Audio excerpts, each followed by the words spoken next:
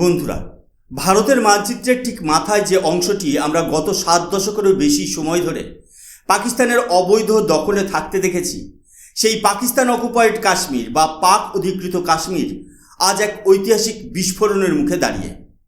প্রতিদিন ভারতের কোনো না কোনো মন্ত্রী বা রাষ্ট্রনেতা মঞ্চে দাঁড়িয়ে দৃঢ়তার সঙ্গে ঘোষণা করেন পিওকে ভারতের অংশ ছিল, আছে এবং ভারত তা একদিন ফিরিয়ে নেবেই। কিন্তু আজ প্রশ্নটা আর কেবল ভারতের ইচ্ছা বা দাবির মধ্যে সীমাবদ্ধ নেই। আসল খবর হলো সীমান্তের ওপারে পরিস্থিতি এখন সম্পূর্ণ হাতের বাইরে চলে গেছে। পাক অধিকৃত কাশ্মীরে এই মুহূর্তে পাকিস্তান সরকারের বিরুদ্ধে এক নজিরবিহীন গণবিক্ষোভ এবং গণ আন্দোলন শুরু হয়েছে। জয়েন্ট আওয়ামী অ্যাকশন কমিটির নেতৃত্বে লক্ষ লক্ষ সাধারণ মানুষ বিদ্যুৎ, আটার ভর্তুকি এবং মৌলিক অধিকারের দাবিতে ইসলামাবাদের শাসনকে সরাসরি চ্যালেঞ্জ ছুড়ে দিয়েছে।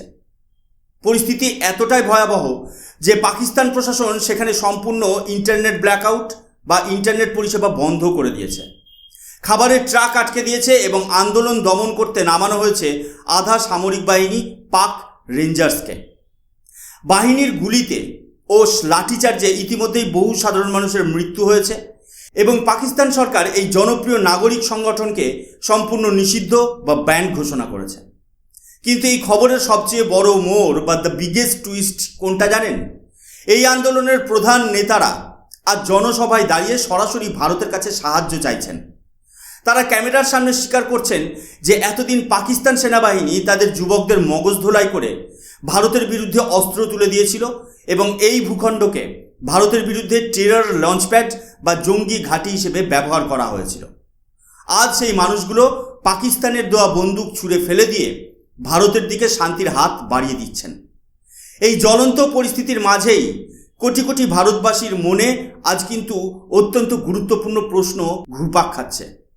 ভারত কি সত্যিই সামরিক শক্তি প্রয়োগ করে পিওকে সম্পূর্ণ উদ্ধার করতে পারবে? আমাদের সেনাবাহিনীর সামনে আসল মিলিটারি চ্যালেঞ্জেস বা সামরিক বাধাগুলো ঠিক কী কী? পাকিস্তান যদি তার পরমাণু বোমার বোতাম টেপার হুমকি দেয় কিংবা চীন যদি এই যুদ্ধে জড়িয়ে পড়ে, তখন ভারতের রণকৌশল কী হবে?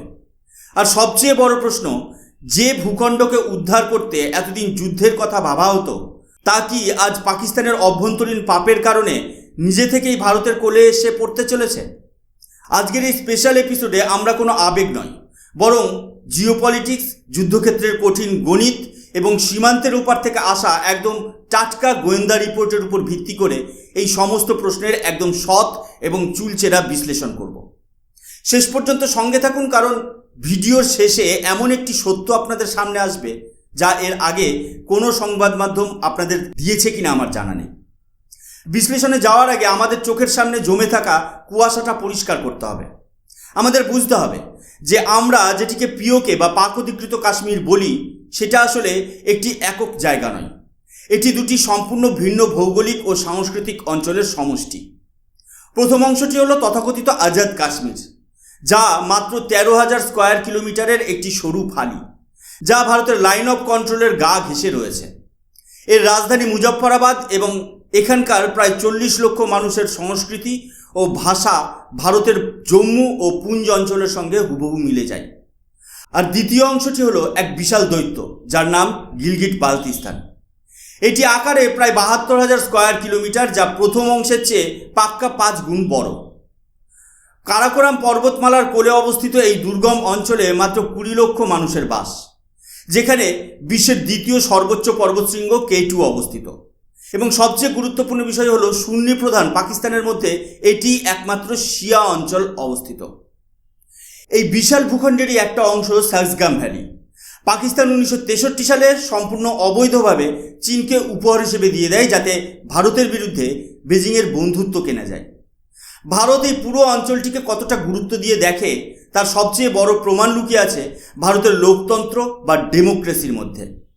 জম্মু ও কাশ্মীর বিধানসভায় আজও 24টি আসন সম্পূর্ণ খালি রাখা হয়। এই আসনগুলো আইনত পাক অধিকৃত কাশ্মীরের ভারতীয় নাগরিকদের জন্য সংরক্ষিত। গত 70 বছর ধরে ভারতের সংসদ এই চেয়ারগুলো ফাঁকা রেখে অপেক্ষা করছে ওখানকার প্রতিনিধিদের জন্য, যারা আজও ভারতের মূল ভূখণ্ডে ফিরে আসতে পারেনি। কিন্তু প্রশ্ন হলো, ভারতের এই অবিচ্ছেদ্য অংশটি 1947 সালে হাতছাড়া হলো কিভাবে? এর পেছনে লুকিয়ে আছে আধুনিক ইতিহাসের সবচেয়ে বড় এবং অদ্ভুত এক ডিকলোনাইজেশন বিট্রেল বা ঔপনিবেশিক বিশ্বাসঘাতকতা। 1947 সালের 11 নভেম্বর কাশ্মীরের মহারাজা হরি সিং ইতিমধ্যেই ভারতের সঙ্গে যুক্ত হওয়ার অফিসিয়াল নথিতে স্বাক্ষর করে দিয়েছেন। অর্থাৎ আন্তর্জাতিক আইন অনুযায়ী পুরো কাশ্মীর তখন ভারতের আইনি ভূখণ্ড। কিন্তু সুদূর উত্তরে গিলগিট গ্যারিসনে মোতায়েন ছিল এক স্থানীয় উপজাতীয় মিলিশিয়া বাহিনী, যার নাম ছিল গিলগিট স্কাউটস। আর এই বাহিনীর কমান্ডিং অফিসার ছিলেন মাত্র 24 বছর বয়সী একজন ব্রিটিশ মেজর, যার নাম মেজর উইলিয়াম ব্রাউন। এই ব্রিটিশ অফিসার সম্পূর্ণ নিজস্ব উদ্যোগে ভারত ও তার নিজের দেশের সরকারের নির্দেশকে বুড়ো আঙুল দেখিয়ে এক চরম ধৃষ্টতা দেখায়। সে সিদ্ধান্ত নেয় যে গিলগিট ভারতকে নয়, পাকিস্তানের হাতে তুলে দিতে হবে। 1947 সালের 2 নভেম্বর মেজর ব্রাউন কাশ্মীরের মহারাজার নিযুক্ত গভর্নরকে বন্দি করে গিলগিটে এক সামরিক অভ্যুত্থান বা মিলিটারি কুপ ঘটায় এবং সেখানে পাকিস্তানের পতাকা উড়িয়ে দেয়। ভারত তখন 1000 কিলোমিটার দূরে শ্রীনগর বাঁচানোর জন্য উপজাতীয় হানাদারদের বিরুদ্ধে রক্তক্ষয়ী যুদ্ধ লড়ছে। ফলে দুর্গম উত্তরের এই পার্বত্য ষড়যন্ত্র রুখতে ভারত তাৎক্ষণিকভাবে কোনো সেনা পাঠাতে পারেনি। পরবর্তীতে এই বিশ্বাসঘাতকতার জন্য পাকিস্তান মেজর ব্রাউনকে তাদের দেশের অন্যতম সর্বোচ্চ বেসামরিক সম্মানে ভূষিত করে। এভাবেই ছলে বলে কৌশলে ভারতের 1/3 জমি পাকিস্তানের অবৈধ দখলে চলে যায় এবং 1949 সালের জানুয়ারি মাসে রাষ্ট্রপুঞ্জের মধ্যস্থতায় যখন যুদ্ধবিরতি বা সিজফায়ার ঘোষিত হয়, তখন এই রেখাটি চিরতরে হিমায়িত হয়ে যায়। ইতিহাস সাক্ষী, এই ঘটনার পর ভারত কিন্তু হাত গুটিয়ে বসে থাকেনি। গত 75 বছরে ভারতীয় সেনাবাহিনীর পরাক্রম দেখিয়ে তিনবার এই কৃত্রিম সীমান্ত বা এলওসি পার করে শত্রুর বুকে আঘাত এনেছে। কিন্তু প্রতিবারই যুদ্ধক্ষেত্রের সেই অসামান্য বিজয় দিল্লির আলোচনার টেবিলে গিয়ে এক ট্র্যাজেডিতে পরিণত হয়েছিল। প্রথম ঘটনাটি ঘটে 1965 সালের ভারত পাকিস্তান যুদ্ধের সময়। ভারতীয় সেনাবাহিনীর প্যারাট্রুপাররা এক অবিশ্বাস্য এবং বীরত্বপূর্ণ অভিযানের মাধ্যমে কাশ্মীরের সবচেয়ে গুরুত্বপূর্ণ অনুপ্রবেশ পথ হাজি পীর পাস দখল করে নেয়। দুর্গম পাহাড়, অবিরাম বৃষ্টি আর শত্রুর কামানের গোলার মুখে নিজেদের রক্ত দিয়ে ভারতীয় জওয়ানরা এই কৌশলগত উচ্চতা ভারতের নিয়ন্ত্রণে এনেছিল। কিন্তু এর মাত্র 4 মাস পর তৎকালীন সোভিয়েত ইউনিয়নের তাসখান্দে যখন শান্তি চুক্তি সই হয়, তখন আন্তর্জাতিক কূটনৈতিক চাপের মুখে পড়ে ভারতকে সেই হাজি পীর পাস আবার পাকিস্তানের হাতে ফিরিয়ে দিতে হয়। দ্বিতীয়বার ভারত ইতিহাস তৈরি করে 1971 সালে। ভারত শুধুমাত্র পাকিস্তানের বুক চিরে নতুন রাষ্ট্র বাংলাদেশ তৈরিই করেনি, পশ্চিম সীমান্তেও পাকিস্তানি বাহিনীকে ধুলোয় মিশিয়ে দিয়েছিল।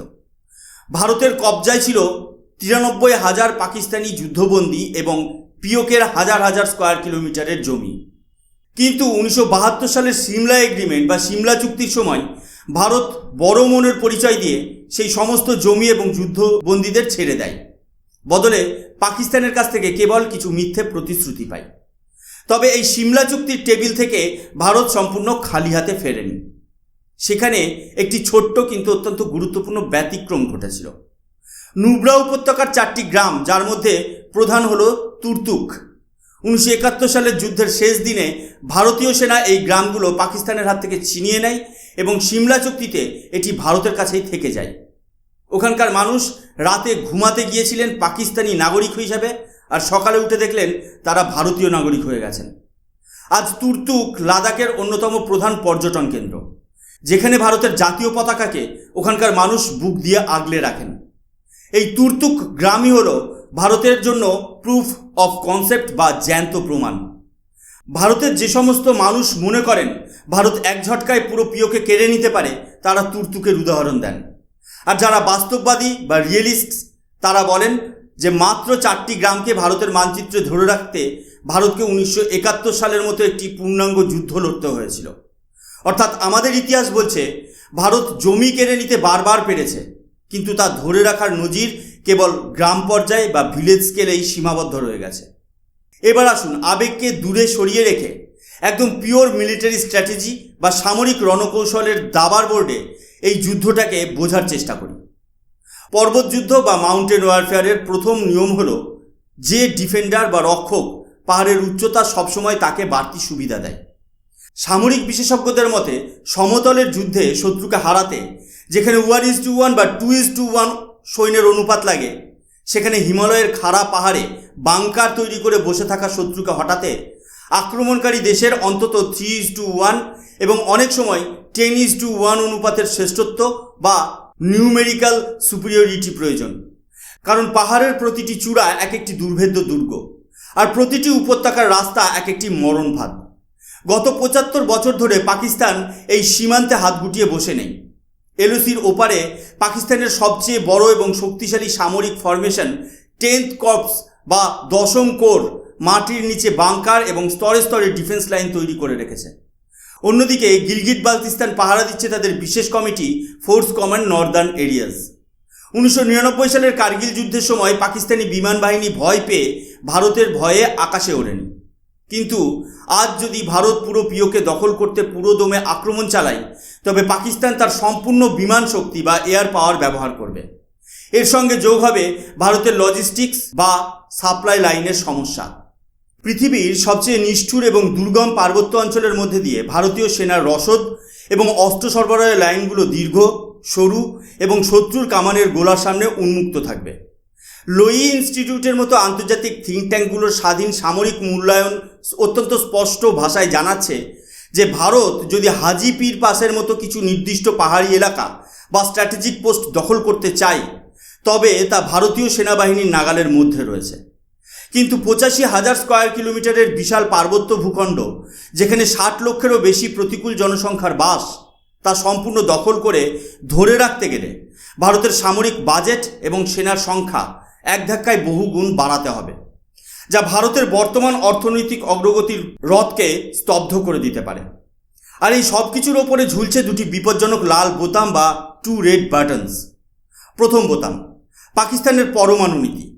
পাকিস্তানের পরমাণু অস্ত্র ভাণ্ডার তৈরি হয়েছে ভারতের এই ধরনের কোনো বড় সামরিক অভিযানকে রুখতে। পাকিস্তানের পরমাণু কর্মসূচির দায়িত্বে থাকা জেনারেলরা স্পষ্ট করে দিয়েছেন যে তাদের 4টি রেড লাইন বা লক্ষণ রেখা রয়েছে। যদি পাকিস্তান তার বিশাল ভূখণ্ড হারাতে বসে অথবা তার সেনাবাহিনী সম্পূর্ণ ধ্বংসের মুখে পড়ে, তবে তারা ভারতের বিরুদ্ধে কৌশলগত পরমাণু অস্ত্র বা ট্যাকটিক্যাল নিউক্লিয়ার উইপেন ব্যবহার করবে। তারা বিশেষ করে ভারতের সাজোয়া বাহিনীকে রুখতে NASR নামের একটি স্বল্প পাল্লার যুদ্ধক্ষেত্রের মিসাইল তৈরি করেছে। ভারত যদি পিওকেকে সম্পূর্ণ মুক্ত করতে সিন্ধু উপত্যকা বা ইন্দাস ভ্যালি অভিমুখে সেনা পাঠায়, তবে ইসলামাবাদ তাকে নিজেদের অস্তিত্বের ওপর চরম আঘাত হিসেবে দেখবে এবং পরমাণু বোতামে চাপ দেওয়ার ঝুঁকি নেবে। দ্বিতীয় বোতাম, চীনের স্বার্থ ও CPEC। পাক অধিকৃত কাশ্মীরের ওপর চোখ রেখে বসে আছে বেজিং। চীনের $60 billion flagship project China Pakistan economic corridor বা সিপেক এই গিলগিট বালতিস্তানের ওপর দিয়েই পাকিস্তানে প্রবেশ করেছে।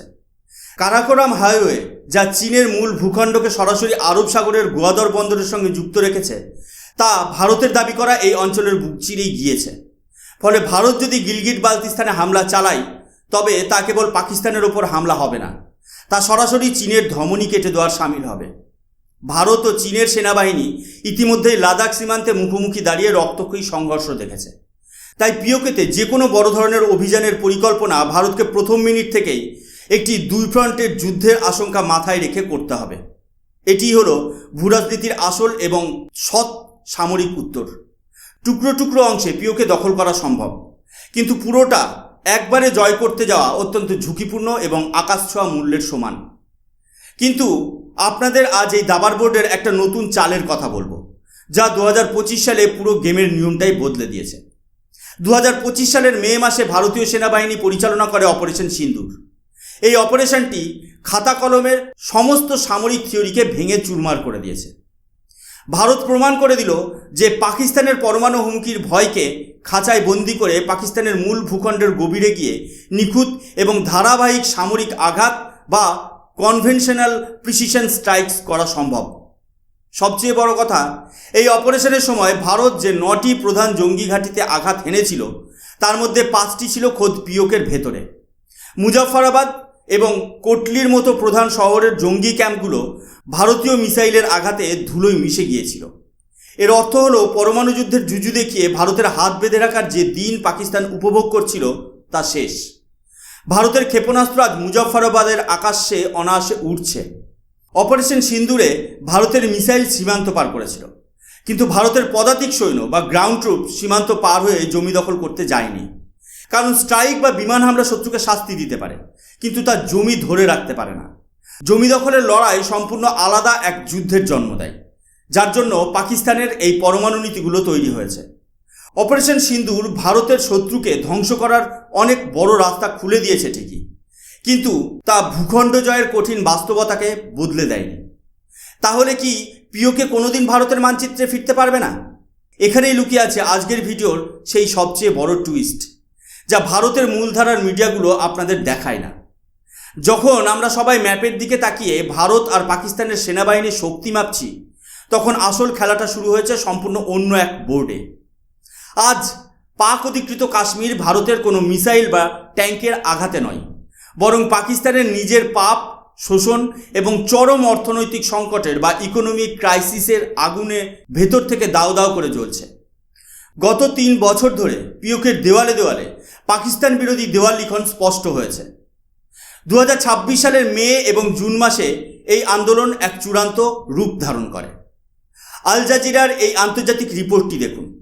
হেডলাইনে পরিষ্কার লেখা আছে, deadly protest in Pakistan administered Kashmir. Pakistan সরকার তাদের তৈরি করা সন্ত্রাস বিরোধী আইন বা অ্যান্টি টেরর লজ ব্যবহার করে সাধারণ মানুষের অধিকারের লড়াইকে জঙ্গি তকমা দিয়ে জেএএসিকে ব্যান করেছে। কিন্তু কেন এই বিক্ষোভ? এর কারণ হলো চরম অর্থনৈতিক শোষণ। পিওকের ওপর দিয়ে বয়ে যাওয়া নদীগুলোর ওপর পাকিস্তান মাংলা এবং নীলম ঝেলুমের মতো বিশাল হাইড্রো ইলেকট্রিক প্রজেক্ট তৈরি করেছে। এই জল ও নদীগুলো পিওকের মানুষের। সেখান থেকে তৈরি হওয়া সস্তা বিদ্যুৎ পাকিস্তানের সরকার নিয়ে যায় পাঞ্জাব আর ইসলামাবাদে, আর ওখানকার স্থানীয় মানুষদের সেই বিদ্যুৎ কিনতে হয় আকাশ ছোঁয়া প্রিমিয়াম দামে। নিজের ঘরের জল থেকে তৈরি হওয়া বিদ্যুৎ নিজেদেরই চড়া দামে কিনতে হচ্ছে, তাও আবার এমন এক দেশে যেখানে মানুষের দুবেলা দুমুঠো আটা কেনার ক্ষমতা নেই। পাকিস্তানের চরম মুদ্রাস্ফীতি আর IMF বেল আউট, এই শর্তের চাপে পিষ্ট হয়ে মানুষ আজ রাস্তায় নেমে বিদ্যুতের বিল পুড়িয়ে ফেলছে। পাকিস্তানি পুলিশ ও রেঞ্জার্স যখন তাদের ওপর গুলি চালাচ্ছে, তখন এই আন্দোলন আর শুধু রুটি রুজির লড়াইয়ে আটকে নেই। এটি এখন পাকিস্তানের থেকে সম্পূর্ণ স্বাধীনতার লড়াইয়ে রূপ নিয়েছে। বন্ধুরা, এই হেডলাইনটি ভালো করে পড়ুন এবং আপনাদের বন্ধুদের সাথে শেয়ার করুন। পিওকে প্রোটেস্ট লিডার 6 ইন্ডিয়াস এইড। রাওয়ালকোটের এক বিশাল জনসভায় দাঁড়িয়ে জয়েন্ট আওয়ামী অ্যাকশন কমিটির শীর্ষ নেতা সর্দার আমান খান খোলাখুলিভাবে পাকিস্তানের আসল রূপটা পৃথিবীর সামনে ফাঁস করে দিয়েছে। তিনি ক্যামেরার সামনে দাঁড়িয়ে বলেছেন, এতদিন পাকিস্তান আর্মি আমাদের কাশ্মীরের সরল যুবকদের মগজ ধোলাই করে হাতে বন্দুক তুলে দিত, যাতে আমরা ভারতে গিয়ে নিরীহ ভারতবাসীদের ওপর হামলা করি এবং ভারতকে ব্লিড করতে পারি। পাকিস্তান সেনাবাহিনী আমাদের এই পবিত্র ভূমিকে ভারতের বিরুদ্ধে জঙ্গি লঞ্চপ্যাড হিসেবে ব্যবহার করেছে। কিন্তু আজ আমরা আমাদের ভুল বুঝতে পেরেছি। আমরা পাকিস্তানের দেওয়া সেই নোংরা বন্দুক ছুঁড়ে ফেলে দিয়েছি। আমরা আজ শান্তির পথে ফিরে এসেছি। শুধু তাই নয়, সর্দার আমান খান সরাসরি ভারতের জম্মু, কাশ্মীর, পুঞ্চ এবং লাদাখের ভারতবাসীদের কাছে আবেদন জানিয়েছেন যে পাকিস্তান সরকার তাদের খাবার ও ওষুধ বন্ধ করে যে ব্লকেট তৈরি করেছে, তা থেকে বাঁচতে ভারত যেন তাদের পাশে দাঁড়ায় এবং সব রকমের সাহায্য করে। ইতিহাসের চাকা ঘুরে গেছে বন্ধুরা।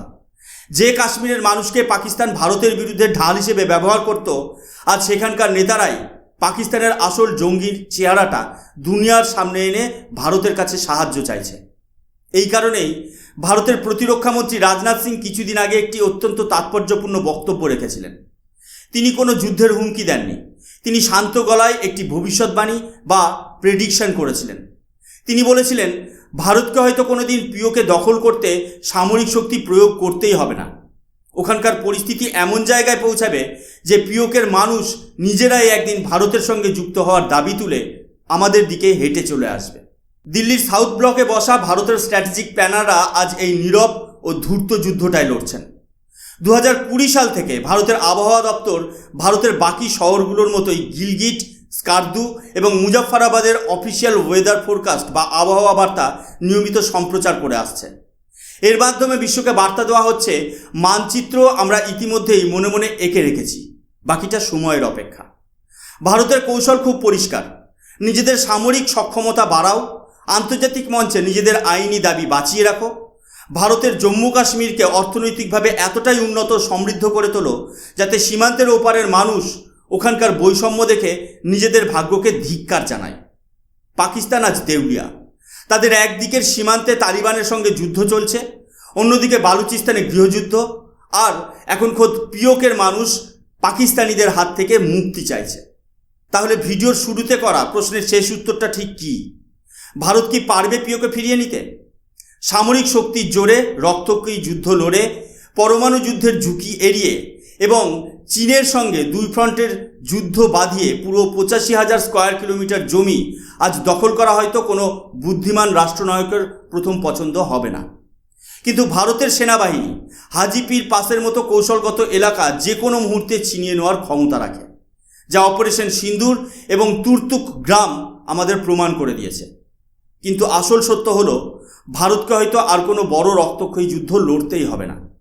জোর করে কেড়ে নেওয়া ভূখণ্ডকে পারমাণবিক বোমা, চীনের আগ্রাসন আর ইতিহাসের আলোচনার টেবিল থেকে বাঁচিয়ে রাখা কঠিন হতে পারে, কিন্তু যে ভূখণ্ড পাকিস্তানের চরম শোষণ ও অত্যাচার সহ্য করতে না পেরে নিজের ইচ্ছায় পাকিস্তানের গোলামির জিঞ্জির ভেঙে ভারতের দিকে হাত বাড়িয়ে দেবে, তাকে বুকে টেনে নেওয়ার জন্য ভারতের 140 কোটি মানুষের হাত এবং অসীম শক্তিশালী ভারতীয় সেনাবাহিনী সবসময় প্রস্তুত দাঁড়িয়ে আছে। গত 75 বছর ধরে জম্মু কাশ্মীর বিধানসভায় যে 24টি ফাঁকা চেয়ার যাদের জন্য অপেক্ষা করছে, ভারতের মানচিত্রে যে শূন্যতা আজও আমাদের বুকে কাঁটার মতো বিঁধে থাকে, তা পূরণ হওয়ার সময় এসে গেছে। আজ আর প্রশ্ন এটা নয় যে ভারত পিওকে কেড়ে নিতে পারবে কিনা। আজ আসল প্রশ্ন হলো, নিজেদের পাপের বোঝায় ডুবতে বসা পাকিস্তান আর কতদিন পিওকে নিজেদের কবজায় ধরে রাখতে পারবে। আপনাদের কি মনে হয়, ভারতের এই শান্ত অথচ অত্যন্ত শক্তিশালী ভূরাজনৈতিক রণকৌশল কি সফল হবে? সর্দার আমান খানের এই ঐতিহাসিক স্বীকারোক্তির পর ভারতের পরবর্তী পদক্ষেপ কি হওয়া উচিত? নিচে কমেন্ট সেকশনে আপনাদের মূল্যবান মতামত অবশ্যই জানান। ভিডিওটি ভালো লাগলে লাইক করুন, শেয়ার করুন এবং এই ধরনের নিখুঁত এবং বাস্তবসম্মত ভূরাজনৈতিক বিশ্লেষণের জন্য আমাদের চ্যানেল অদ্ভুত অথচ বাস্তবকে সাবস্ক্রাইব করতে একদম ভুলবেন না। আমি সুশোভন, আজ এখানেই শেষ করছি। দেখা হবে পরের এপিসোডে। ততক্ষণ পর্যন্ত ভালো থাকবেন, সুস্থ থাকবেন। জয় হিন্দ, বন্দে মাতরম, ভারত মাতা কি জয়।